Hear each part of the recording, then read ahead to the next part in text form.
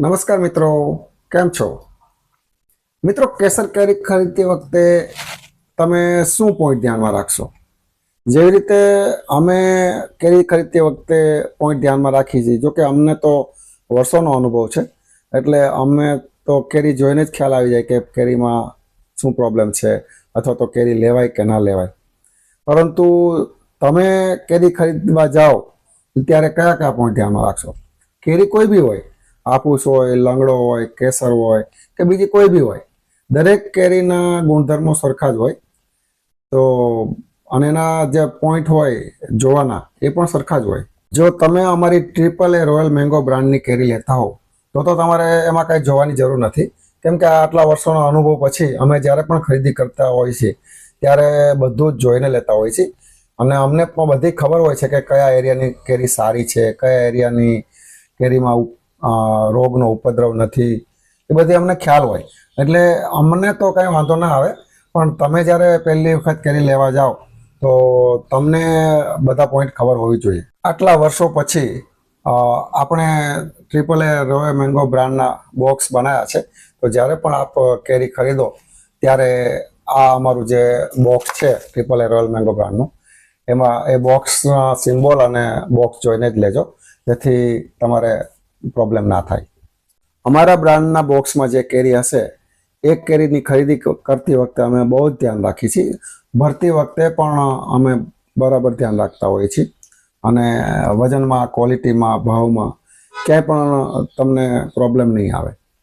તેમ છતાં તમે અમારા બ્રાન્ડની કેરી માનો કે તમને મળતી ના હોય કે ક્યાંય બીજે તમે લેવા જતા હો, માનો કે વિદ્યાનગર, આણંદની બહાર રહેતા હો અને તમે ક્યાંય કેરી લેવા જતા હો, તો કયા કયા પોઈન્ટ તમને ખબર હોવી જોઈએ એ પોઈન્ટ હું તમને આજે વિગતવાર જણાવીશ.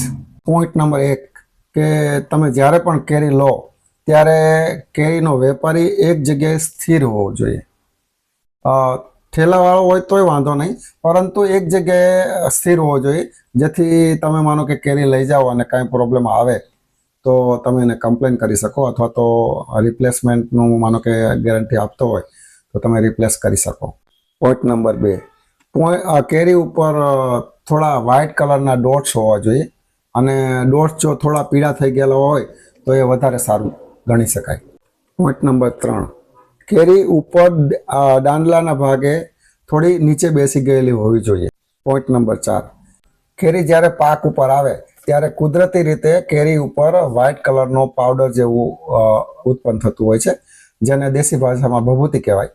જો એ ભભૂતિ હોય તો એ કેરી સારી હોય. કેરી એકદમ ગ્રીન નહીં પણ થોડી પીળાશ પડતી હોવી જોઈએ.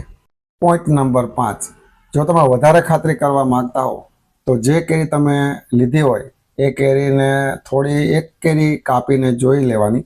જો વ્હાઇટ નીકળે તો એ કેરી પાકવામાં પ્રોબ્લેમ આવી શકે, પણ જો કાપવાથી થોડી પણ પીળી નીકળે તો એ કેરી પાકે જ.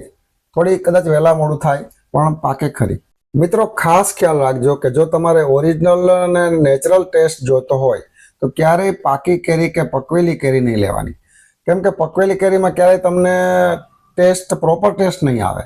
જો તમારે પ્રોપર ટેસ્ટ જોતો હોય તો હંમેશા કાચી કેરી જ લેવાની, અને એ કાચી કેરી લીધેલી તમારા ઘરે પાકે 5 દિવસે કે 6 દિવસે, 10 દિવસ સુધી થઈ શકે, પછી જે ટેસ્ટ આવશે એવો ટેસ્ટ પાકી તૈયાર લીધેલી કેરીમાં નહીં આવે.